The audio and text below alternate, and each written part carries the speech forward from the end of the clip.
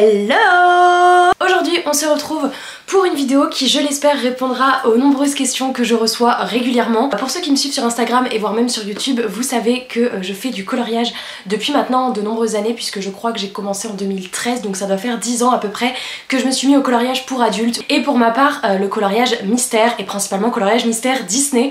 Et je sais qu'à chaque fois que je vous partage mes coloriages ou que je fais des vidéos speed coloring, etc., vous êtes à chaque fois hyper nombreux à me demander quel matériel tu utilises, quels sont les livres que tu préfères, quels sont ceux que tu recommandes pour les débutants, comment classes-tu tes feutres, etc., comment t'y retrouves-tu, comment choisis-tu tes couleurs. Bref, il y a beaucoup de questions qui reviennent et à chaque fois je redirige vers une vidéo que j'avais tournée, je pense maintenant il y a 4 ou 5 ans. Je me suis dit que ça pouvait être cool de refaire une vidéo de ce style, actualisée tout simplement, en espérant que ça pourra répondre à toutes vos questions. Je vais vous présenter un petit peu tout ça, tout mon matériel et également les différents cahiers avec à chaque fois un ou deux exemples dans chaque cahier pour que vous ayez une idée du rendu qu'on peut avoir, sachant que je le dis, je suis pas du tout pro, moi c'est juste une passion. Personnellement je colorie au feutre, donc on voit les traces de feutre, mais moi c'est vraiment juste pour me vider la tête. Il n'y aura pas de technique vraiment de pro dans cette vidéo, c'est pas ce que vous trouverez, mais j'espère que ça vous plaira. Alors on va commencer par la catégorie avec laquelle moi j'ai commencé, qui sont les grands classiques, donc les tomes 1, 2, 3, 4, c'est les premiers qui sont sortis. Donc moi pour ma part j'ai donc le tome 1, le tome 2, le tome 3, le tome 4. Et j'avais également d'autres tomes suivants mais qui me plaisaient moins, donc que j'ai revendu. Moi c'est ceux avec lesquels j'ai commencé, donc c'est un peu ceux que j'ai le plus saigné, on va dire. J'en ai fait énormément, notamment dans le tome 1, alors je vais vous en montrer. C'est vrai que maintenant j'ai l'impression que peut-être les nouveaux qui sortent ont peut-être un petit peu plus de détails, etc. Mais du coup ont également beaucoup plus de nuances de couleurs, donc peut-être un peu plus compliqué si vous débutez, mais voilà, le résultat est très sympa. Pour le tome 2 qui est celui-ci, par contre je dois avouer que ça fait plusieurs années que j'en ai pas fait dans ceux-là. Je les garde parce que ce sont mes premiers et qu'il y en a beaucoup qui sont coloriés dedans, mais pour être honnête, depuis ils en ont sorti plein d'autres qui moi me plaisent encore plus, mais voilà, il y avait des trop belles pages dans celui-ci, donc c'est vraiment les classiques pour moi qui sont un petit peu indétrônables. On a également donc le tome 3 avec la couverture d'Alice et cette double page-ci par exemple, et on va montrer une double page de Princesse par exemple, voilà. Et enfin le tome 4, j'en ai fait moins dans celui-ci, mais il y a cette sublime page que j'adore, d'ailleurs je l'avais fait en speed coloring avec vous sur la chaîne. Celui-ci j'en ai fait vraiment beaucoup moins. Ah oui, celui-ci je l'ai fait récemment, il est trop joli aussi. Et allez, un petit dernier pour la route, hop. Voilà, et donc ces cahiers de coloriage, alors que ce soit les classiques ou même ceux qu'on retrouve après, ce qu'ils ne font plus vraiment dans les plus récents, et d'ailleurs c'est pour ça que maintenant je fais très attention quand j'en achète, parce que je me suis déjà fait avoir, je vois un thème qui me plaît beaucoup dans les nouveaux cahiers de coloriage qui sortent, j'achète et en rentrant chez moi je me rends compte que il y a quelque chose qui moi me dérange particulièrement, c'est quand il n'y a pas les contours noirs. Vous voyez par exemple, là il y aura toujours dans les anciens, enfin les anciens, beaucoup de nouveaux aussi, mais les couleurs et les contours des personnages sont vraiment à chaque fois avec un trait noir, et je trouve que c'est ce qui crée tout le contraste des cahiers de coloriage, et c'est ce que moi j'adore, sauf que dans les nouveaux eh bien il y a parfois pas ces contours noirs et moi j'aime beaucoup moins. Donc ça ce sont les classiques avec lesquels moi j'ai commencé. Maintenant quand on me demande lequel tu me conseilles pour débuter le coloriage, si par exemple j'ai pas beaucoup de teintes de couleurs ou alors je veux pas que les chiffres soient marqués trop petits, etc., je trouve que la meilleure alternative reste les trompe-l'œil. Donc pour ma part j'ai le tome 1 et 2 et là je les adore parce qu'en fait donc ça va être des coloriages un peu plus simples que les classiques, ça va être des coloriages avec moins de teintes de couleurs. Hop, vous voyez celle-ci que j'ai faite, en bas il y a beaucoup moins de teintes de couleurs, il y a plus de grands aplats de couleurs que de vraiment grosses nuances, parce qu'en effet il y a beaucoup moins de couleurs, voilà tout simplement. Et la particularité des trompe-l'œil, c'est qu'à la base vous voyez un personnage qui est dessiné, mais en fait quand vous coloriez en suivant la couleur ça vous donne totalement autre chose, le principe d'un trompe-l'œil quoi. Également cette double page que j'ai pu faire. Ceux-là je les aime vraiment beaucoup parce que en général quand j'en fais un, ça me prend à peu près 1 heure, 1 heure et demie, tandis que les classiques et même tous ceux que je vais vous montrer après, on est plutôt sur 2, 3 voire 4 heures en fonction de certains albums de coloriage. Les trompe-l'œil pour moi c'est une super alternative si vous avez peu de couleurs, que vous voulez pas non plus passer 3 heures sur un coloriage, il y aura moins de détails, moins de choses, et donc je vais vous montrer quelques coloriages du tome 2. J'ai fait celui-ci, Cinderella. Celui-là je l'ai fait en live Twitch je crois. C'est vraiment 2 cahiers que j'aime beaucoup, et justement j'avais voulu acheter le 3 et je l'avais acheté et en fait je m'étais rendu compte que les contours noirs n'étaient pas là, et vraiment pour moi ça... Enfin c'est qu'une question de goût, hein, si vous aimez pas forcément qu'il y ait ces contours noirs, mais je trouve que ça change tellement le contraste du dessin, et je trouve que ça apporte tout. En fait le coloriage, moi je finis toujours par le contour noir, et du coup je mets d'abord toute la couleur et je finis par le contour noir, et je trouve que c'est ça qui donne la profondeur au dessin, mais c'est qu'une question de goût. Et donc quand j'ai acheté le tome 3 et que j'ai vu qu'il n'y avait pas les contours noirs, j'aurais dû regarder dans le magasin mais j'y ai pas pensé, du coup je l'ai revendu. On rentre dans une catégorie plus particulière où là c'est un peu des... On continue dans les coloriages Disney mystère, mais là ils vont sortir sur des thèmes, et ceux-là je les adore particulièrement. Par contre on n'est pas sur la même difficulté. J'ai tout d'abord celui-ci qui est loin loin d'être mon préféré finalement avec du recul, mais du coup je m'amuse parce que quand je fais un dessin là-dedans je change une teinte de couleur, donc ça fait des choses assez rigolotes. En fait c'était pas fait exprès, c'est juste que quand j'avais fait les nains je me suis trompée, au lieu de prendre des gris j'ai pris du vert et je coloriais, il faisait sombre, je m'en étais pas rendu compte et c'est à la lumière que je me suis dit mais purée, j'ai fait leur barbe verte. Et en fait j'ai trouvé ça fun, du coup j'ai continué en me disant qu'à chaque fois je changerais une couleur, donc Robin des Bois qui est un petit peu rose, La Belle au Bois dormant qui a les cheveux bleus, donc voilà. Mais c'est pas du tout mon préféré, je trouve pas que ce sont les coloriages les plus beaux. Là on a l'un de mes préférés, toutes catégories confondues, que j'ai acheté récemment, enfin non c'est même Tristan qui me l'a offert, et je l'adore parce qu'il change d'univers et que je suis fan aussi de ses personnages. C'est le Mickey and Friends, donc qui a des contours noirs également, puisque tous ceux que j'adore ont des contours noirs. Et là ce que j'adore particulièrement c'est qu'on représente vraiment des scènes, et c'est ce que j'adore parce que le personnage va vraiment être au cœur d'une scène. Vous voyez, on n'a pas juste Donald en gros plan, on a vraiment des scènes, et vous voyez ça fait vraiment des... j'adore, ça fait vraiment des décors hyper travaillés, etc. Il est d'un niveau de difficulté franchement il est intermédiaire, c'est pas le plus dur mais c'est pas le plus facile que j'ai. Il y a quand même beaucoup de teintes, mais comme je vous dis, à part les trompe-l'œil, vous voyez par exemple celui-là, il y avait vraiment beaucoup de teintes. Après c'est ce qui rend le coloriage à la fin hyper beau, parce que c'est ce qui permet de faire toutes les nuances de couleurs. On a également celui-ci, les créatures fantastiques, que j'aime beaucoup parce que on n'a pas beaucoup d'humains, et moi les humains c'est ce que j'aime le moins faire parce que j'aime pas colorier la peau, ça m'énerve. On va avoir tout ce qui n'est pas humain dans les Disney, donc par exemple l'armoire. Celui-là qui est l'un de mes préférés dans cet album, Tefeti. Par contre il y en a certains où les contours ne sont pas noirs. Moi quand il n'y a pas de contour noir je suis moins fan. Il y en a là-dedans où il n'y a pas de contour noir, il y en a où il y en a, bon voilà. C'est pas mon préféré mais je le trouve très sympa, et le peu que j'ai fait dedans c'était assez réussi, donc c'est un album que j'aime bien mais pas celui vers lequel je vais naturellement retourner. Là on en a un que j'avais eu assez récemment et j'en ai peu fait dedans. Moi en fait j'en ai fait qu'un. Après moi le coloriage c'est très par période, c'est à dire que je vais colorier parfois tous les jours pendant genre 2 mois, enfin non j'exagère, peut-être pas 2 mois, et après je vais pas y toucher pendant 4 mois. Et là en général quand on arrive au printemps été j'adore en refaire sur la table de la terrasse, donc j'avais eu celui-ci, donc c'est celui des Babies, qui est en termes de traits plus facile que d'autres parce que les traits sont assez gros, les traits noirs sont assez gros, les zones à colorier aussi, peut-être un peu moins de teintes que dans d'autres, mais voyez on trouve quand même des pages avec beaucoup de teintes, donc j'ai l'impression que c'est assez hétérogène dans celui-là. Regardez cette double page là, il y en a quand même assez un certain nombre, et là il y en a très peu sur cette page là, donc j'ai l'impression que ça dépend, mais moi celui que j'avais fait il y avait très peu de teintes, et regardez comme il est trop mimi, c'était bébé bourriquet.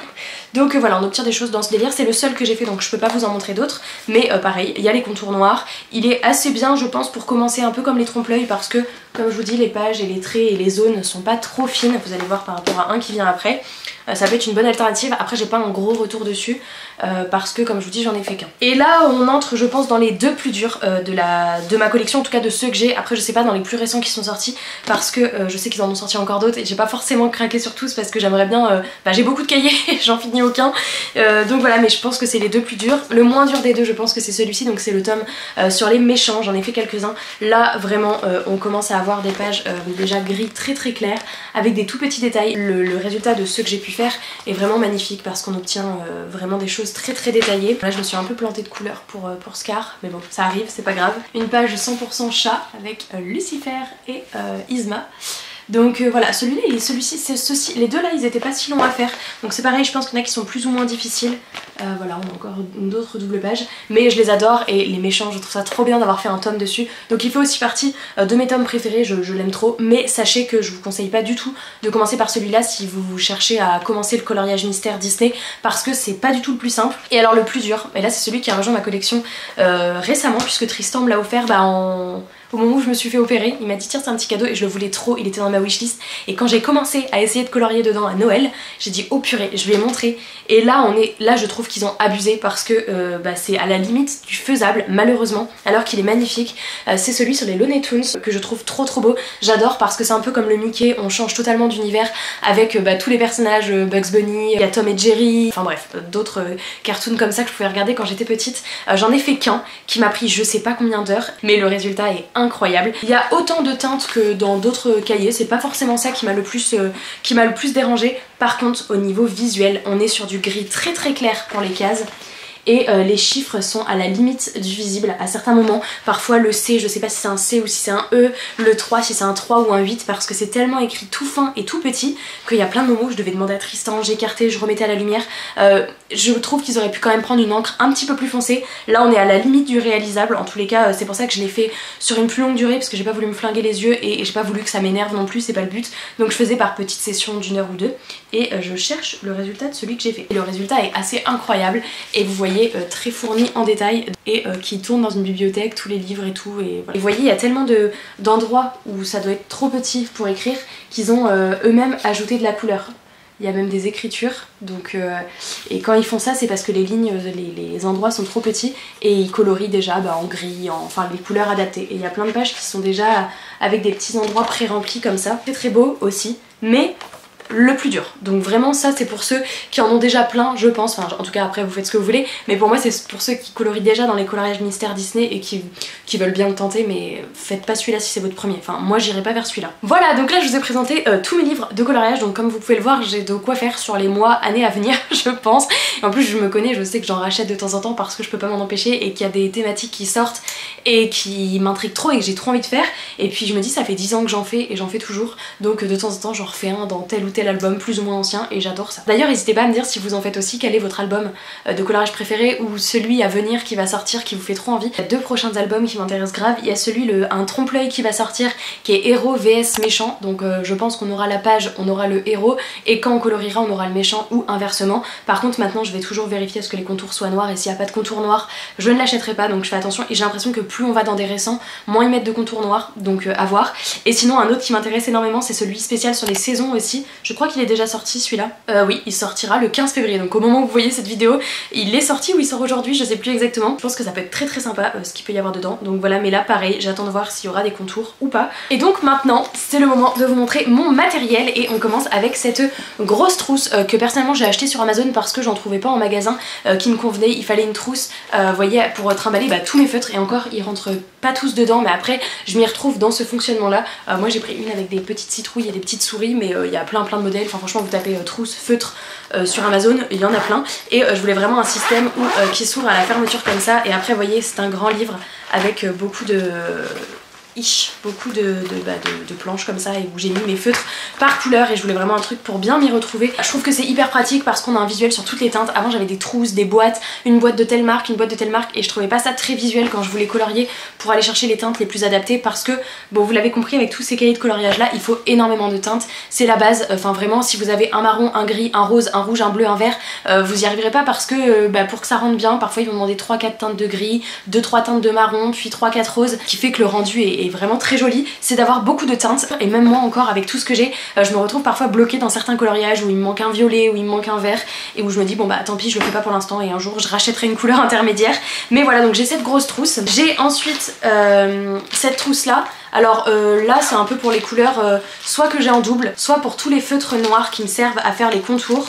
Donc pour les contours vous êtes souvent à me demander, je prends les Paper Matte, hop, et qui ont une pointe fine comme ça, donc ça c'est pour faire les contours. Et si par exemple il y a des énormes zones de noir, si je fais les cheveux de Jasmine ou autre, j'ai pris ces feutres noirs là, on trouve des boîtes à 3-4 €, enfin vraiment, et là on est sur de la grosse pointe et c'est vraiment pour faire des grosses zones noires. Et vous voyez moi j'avais acheté la boîte de 12 comme ça, vraiment pour en avoir plein, il m'en reste encore beaucoup comme vous pouvez le voir. Il ne traverse pas, ce qui est important c'est qu'il ne faut pas avoir des feutres à alcool, sinon ça traversera les pages, il faut forcément des feutres à l'eau. Tous les feutres que je vais vous présenter ils ne traversent pas. Je sais que des fois il y en a qui m'ont dit j'ai acheté les mêmes feutres que toi et ça traverse, alors non, soit c'est parce que vous avez colorié comme ça pendant 10 minutes au même endroit, mais moi ça ne traverse pas si vous avez vraiment pris les mêmes références que moi. C'est pas possible, surtout que je fais pas attention quand je colorie et ça ne traverse jamais. L'exemple parfait de grande page verte comme ça ou même marron, et regardez si on va au dos de Bambi, il n'y a pas un seul, il n'y a pas du tout ça ne traverse pas, enfin vraiment on ne devine pas la couleur, on ne sait pas que la page précédente a été coloriée, il n'y a aucune information, donc vraiment ça ne traverse pas. Et ensuite j'ai celle-ci qui est vide mais qui est très importante puisque c'est une trousse à rangement comme ça. Et donc en fait quand je commence un coloriage, et bien tout simplement je sélectionne chaque feutre en fonction des couleurs, donc le 1, le 2, le 3, le 1 va être noir, le 2 va être gris, le 3 va être jaune, etc.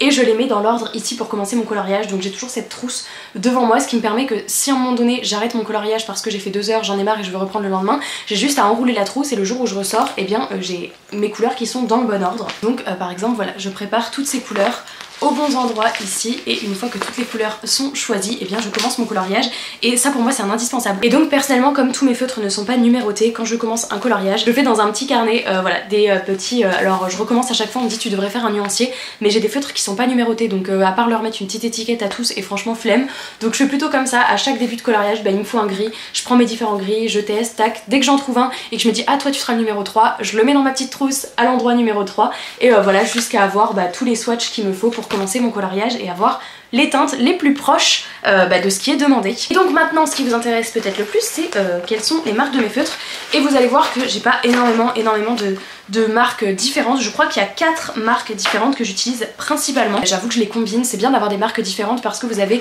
forcément un gris d'une marque et un gris d'une autre marque va pas être exactement le même gris, donc je trouve que combiner différentes marques de feutres c'est un peu la meilleure technique. La marque que j'ai en plus grand nombre, c'est malheureusement pas ceux que je préfère, mais quand j'ai commencé le coloriage c'est ce qui m'a permis d'avoir 100 feutres à bas prix. Là aussi c'était des pochettes Amazon parce que ça ne se trouve pas à Cultura ou dans les trucs d'art, enfin tout de suite on monte à des prix beaucoup plus exorbitants, et j'avais commandé une pochette de 100 feutres à 35 € ou un truc comme ça, ce qui est vraiment un bon prix. Et ce sont des feutres qui se présentent comme ça, ceux-là je vous en avais déjà parlé dans la vidéo il y a 4 ans, puisqu'on a un embout pinceau comme ça d'un côté et un tout petit embout que perso je ne me sers pas, qui en plus n'est pas de très bonne qualité. Pour 100 feutres, il y en a qui des fois fuient un peu, il y en a qui sont asséchés, mais de manière générale ça permet d'avoir un gros nuancier de couleurs.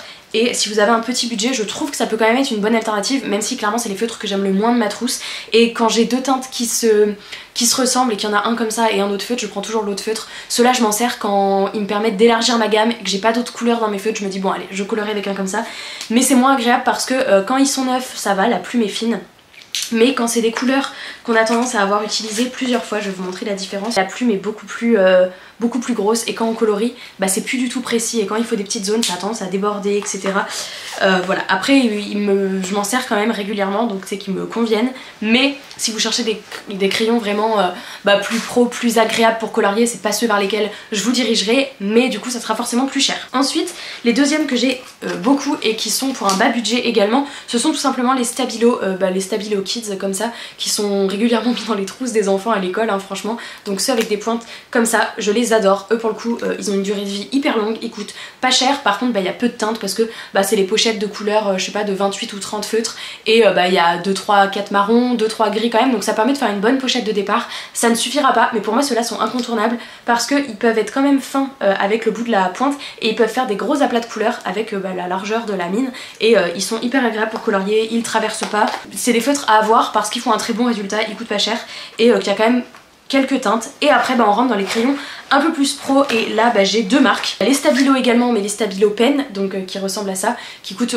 plus cher. C'est ceux que j'avais acheté dans cette trousse à la base, et je crois que pour 30 feutres c'est à peu près 30 €, donc on est sur 1 € le feutre, ce qui commence déjà à être un petit budget, mais pour le coup ceux-là ils tiennent hyper longtemps. On a une bonne palette de couleurs, ce sont ceux que je conseille si déjà vous voulez avoir des crayons un peu plus pro avec une palette un peu plus étoffée, sans mettre non plus hyper cher, parce qu'il y en a des beaucoup plus chers également. Par contre je trouve qu'ils sont peut-être moins pratiques pour faire des grosses zones. Si vous devez colorier tout un fond avec cette pointe, déjà on va voir plus les traits de crayon parce que c'est des pointes fines, j'en sers régulièrement, mais pour des fonds je prends rarement ceux-là. A l'inverse, des Faber-Castell qui eux sont mes feutres préférés, mais qui coûtent, je crois que c'est 2 € et quelques le feutre, j'ai plus exactement le prix en tête, mais je vous redirigerai vers des liens où vous pouvez en savoir plus. Moi ce sont les Faber-Castell, les Pit Artist avec la pointe B, donc voilà ici, et ce sont des feutres qui ressemblent à ça, donc qui ont une pointe assez fine, pointe pinceau, mais vraiment beaucoup plus qualitatif que les autres points de pinceau que je vous ai montré au début.